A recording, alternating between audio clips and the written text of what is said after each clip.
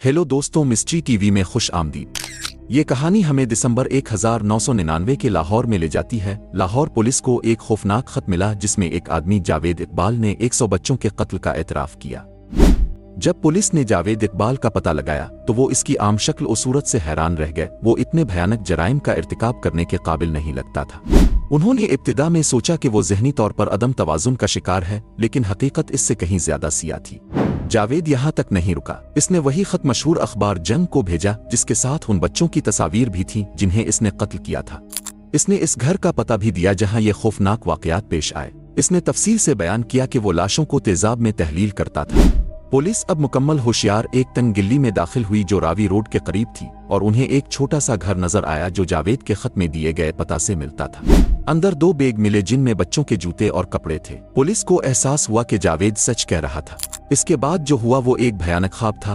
Police ने drums में बच्चों के जिस्म के टुकड़े पाए जिन्हें जावेद अपने शिकार की लाशों को खत्म करने के लिए इस्तेमाल करता था। वहां बच्चों के बालों से भरे हुए बैग भी मौजूद थे।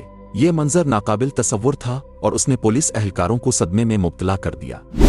ये दरिंदा जावेद इकबाल कौन था और उसने ये सब क्यों किया? वो 1961 में लाहौर में पैदा हुआ, 8 बहन भाइयों में से एक था और एक खुशहाल खानदान में बड़ा। इसके वालिद स्टील के पाइप बनाने का कारोबार करते थे और खानदान की कई जायदादें थीं। इस्लामिया कॉलेज से तालीम हासिल करने के बाद जावेद ने स्टील रिकास्टिंग के कारोबार में कदम रखा, लेकिन जावेद की जिंदगी में मुश्किलात थीं।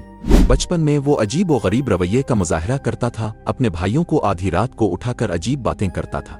पड़ोसियों ने शक किया कि शायद इस पर जिन्नात का साया है। जैसे जैसे वो बड़ा होता गया, इसका रवैया मजीद पुरतशद्दुद होता गया। इसने एक बच्चे पर हमला किया जिसके नतीजे में इसके घर वालों ने इसे निकाल दिया। अपने मुतासिबाना माजी के बावजूद जावेद ने अपने खानदान की जायदाद की तकसीम से अच्छी खासी रकम हासिल की, जिससे वो एक घर बना सका और लाहौर के शाद बाग में एक धात का वर्कशॉप शुरू किया। ये वर्कशॉप ताहम सड़कों पर भागे हुए बच्चों को अपनी तरफ मुतवज्जे करती थी। वो उन्हें खाना और पनाह देता था और उन्हें अपनी हिफाजत के वादे से बहकाता था।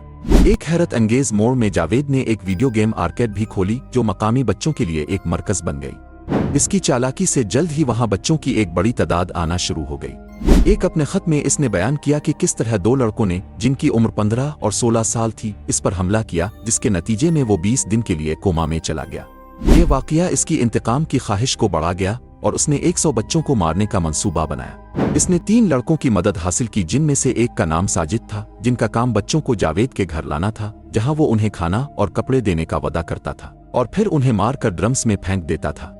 ये खौफनाक वाकया जुलाई से दिसंबर 1999 के दरमियान हुआ, जिस दौरान जावेद ने 100 बेगुनाह बच्चों को कत्ल करने का दावा किया।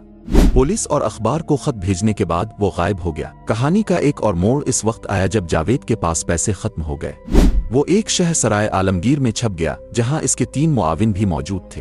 बेबस होकर इसने एक बैंक में चेक कैश कराने की कोशिश की, जिसकी वजह से इसके साथियों को गिरफ्तार कर लिया गया, जबकि जावेद वहां से फरार हो गया।